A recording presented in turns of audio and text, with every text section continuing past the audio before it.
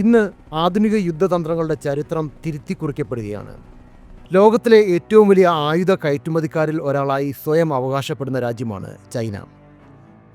കോടിക്കണക്കിന് ഡോളറുകളുടെ സൈനിക ഉപകരണങ്ങളാണ് അവർ ലോകമെമ്പാടുമുള്ള രാജ്യങ്ങൾക്ക് വിൽക്കുന്നത്. പാശ്ചാത്യ രാജ്യങ്ങളുടെ ആയുധങ്ങളെക്കാൾ മികച്ച സാങ്കേതികവിദ്യ, എന്നാൽ വളരെ കുറഞ്ഞ വിലയിൽ ഇതായിരുന്നു ചൈനീസ് ആയുധ നിർമ്മാതാക്കളുടെ പ്രധാന വാഗ്ദാനം. എന്നാൽ യഥാർത്ഥ യുദ്ധമുഖത്ത് ഈ ആയുധങ്ങൾക്ക് എന്ത് സംഭവിക്കുന്നു? വെറും ഒരു വർഷത്തിനുള്ളിൽ 3 വ്യത്യസ്ത ഭൂഖണ്ഡങ്ങളിൽ 3 നിർണായക സൈനിക നീക്കങ്ങളിൽ ചൈനീസ് ആയുധങ്ങൾ ദയനീയമായി പരാജയപ്പെട്ടു. ഇത് കേവലം സാങ്കേതിക തകരാറുകൾ മാത്രമല്ല, മറിച്ച് ചൈനീസ് സൈനിക സാങ്കേതിക വിദ്യയുടെ പൊള്ളത്തരങ്ങൾ ലോകത്തിന് മുന്നിൽ തുറന്നു കാട്ടുന്ന ചരിത്ര സംഭവങ്ങളാണ്. ഇന്ത്യയുടെ ഓപ്പറേഷൻ സിന്ദൂർ നൽകിയ ആദ്യ പ്രഹരം മുതൽ വെനിസ്വേലയിലെ അമേരിക്കൻ ഓപ്പറേഷനും ഏറ്റവും ഒടുവിൽ ഇറാനിലെ ഇസ്രയേൽ അമേരിക്കൻ സംയുക്ത ആക്രമണങ്ങളും തെളിയിക്കുന്നത് ഒന്നാണ്: യുദ്ധക്കളത്തിൽ മെയ്ഡ് ഇൻ ചൈന ആയുധങ്ങൾ പൂർണ്ണ പരാജയമാണ്. മേൽപ്പറഞ്ഞ കാര്യങ്ങളുടെ പശ്ചാത്തലത്തിൽ ഈ വീഡിയോ അന്വേഷിക്കുന്നത് ആ തകർച്ചയുടെ കാരണങ്ങളാണ്.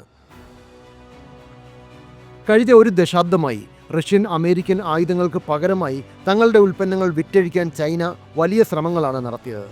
അവരുടെ പ്രധാന ആകർഷണം HQ-9B എന്ന ദീർഘദൂര വ്യോമ പ്രതിരോധ സിസ്റ്റവും അമേരിക്കയുടെ അത്യാധുനിക സ്റ്റെൽത്ത് വിമാനങ്ങളെപ്പോലും മുൻകൂട്ടി കാണാൻ കഴിയുമെന്ന് അവർ അവകാശപ്പെടുന്ന JY-27A റഡാറുകളുമായിരുന്നു.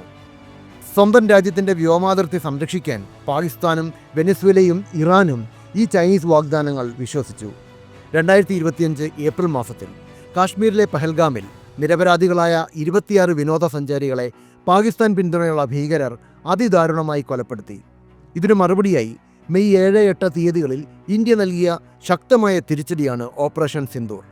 പാകിസ്ഥാൻ്റെ അതിർത്തിക്കുള്ളിൽ കടന്ന് ഭീകരരുടെ അടിസ്ഥാന സൗകര്യങ്ങൾ തകർക്കുക എന്നതായിരുന്നു ഇന്ത്യയുടെ ലക്ഷ്യം. പാകിസ്ഥാൻ്റെ വ്യോമാതിർത്തി പ്രധാനമായും സംരക്ഷിച്ചിരുന്നത് ചൈനയിൽ നിന്നും കോടികൾ കൊടുത്തു വാങ്ങിയ HQ-9B സിസ്റ്റങ്ങളായിരുന്നു.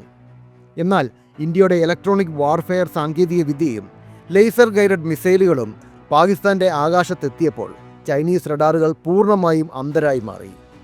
ഈ റഡാറുകളെ ജാം ചെയ്ത് ഇന്ത്യൻ വ്യോമസേന തങ്ങളുടെ ദൗത്യം കേവലം 23 മിനിറ്റുകൾക്കുള്ളിൽ പൂർത്തിയാക്കി. പാകിസ്ഥാൻ്റെ 11 വ്യോമത്താവളങ്ങൾക്ക് നേരെ ഇന്ത്യ ആക്രമണം നടത്തി.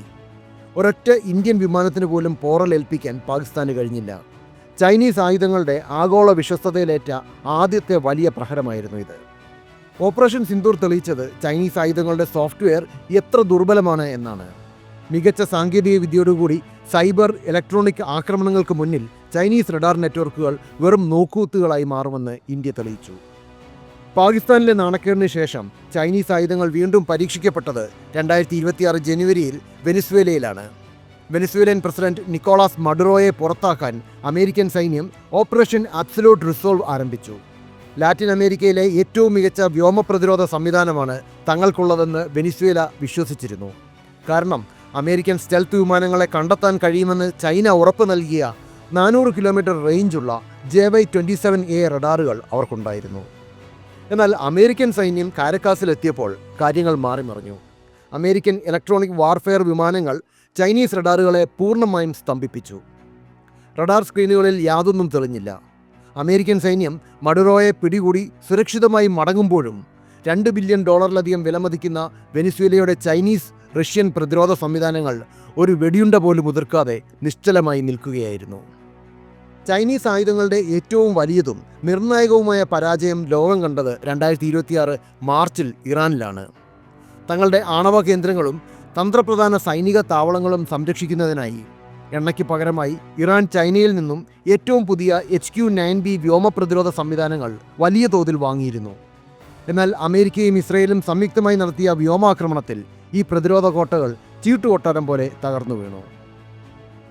ഇസ്രയേലിൻ്റെയും അമേരിക്കയുടെയും അത്യാധുനിക F-35 ജെറ്റുകളെയും സ്വാം ഡ്രോണുകളെയും തടയാൻ ചൈനീസ് സിസ്റ്റത്തിന് കഴിഞ്ഞില്ല. നൂറുകണക്കിന് ലക്ഷ്യങ്ങളെ ഒരേ സമയം നേരിടാൻ കഴിയുമെന്ന് ചൈന അവകാശപ്പെട്ട HQ-9B സിസ്റ്റം യഥാർത്ഥ യുദ്ധ സാഹചര്യത്തിൽ പ്രതികരിക്കാൻ പോലും കഴിയാതെ പരാജയപ്പെട്ടു. കമാൻഡ് നെറ്റ്വർക്കുകളുമായുള്ള ബന്ധം നഷ്ടപ്പെട്ടതോടെ ഇറാനിലെ 20 പ്രവിശ്യകളിൽ അമേരിക്കൻ ഇസ്രയേൽ സൈന്യം വൻ നാശനഷ്ടങ്ങൾ വിതച്ചു. ഓപ്പറേഷൻ സിന്ദൂർ, വെനസ്വേല, ഇറാൻ ഈ 3 വലിയ സൈനിക നീക്കങ്ങളും ലോകത്തിന് നൽകുന്ന മുന്നറിയിപ്പ് വളരെ വ്യക്തമാണ്. കടലാസിൽ മാത്രം മികച്ചതായി കാണപ്പെടുന്ന പ്രൊപ്പഗണ്ടകളിലൂടെ പർവ്വതീകരിക്കപ്പെട്ട സാങ്കേതിക വിദ്യയാണ് ചൈനയുടേത്.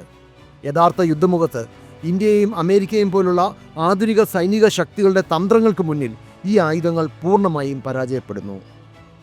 ചൈനയുടെ ഡിസ്കൗണ്ട് ആയുധങ്ങൾ വിശ്വസിച്ചു വാങ്ങുന്ന രാജ്യങ്ങൾ തങ്ങളുടെ സ്വന്തം സുരക്ഷയും പരമാധികാരവുമാണ് പണയം വെക്കുന്നത്. ആഗോള ആയുധ വിപണിയിൽ ചൈനയുടെ വിശ്വാസ്യതയെ ഈ സംഭവങ്ങൾ എന്നേക്കുമായി തകർത്തിരിക്കുകയാണ്. കാരണം യുദ്ധങ്ങൾ വിജയിക്കുന്നത് വില കുറഞ്ഞ ആയുധങ്ങൾ കൊണ്ടല്ല, മറിച്ച് വിശ്വസനീയമായ സാങ്കേതിക വിദ്യ കൊണ്ടാണെന്ന് കാലം തെളിയിക്കുന്നു.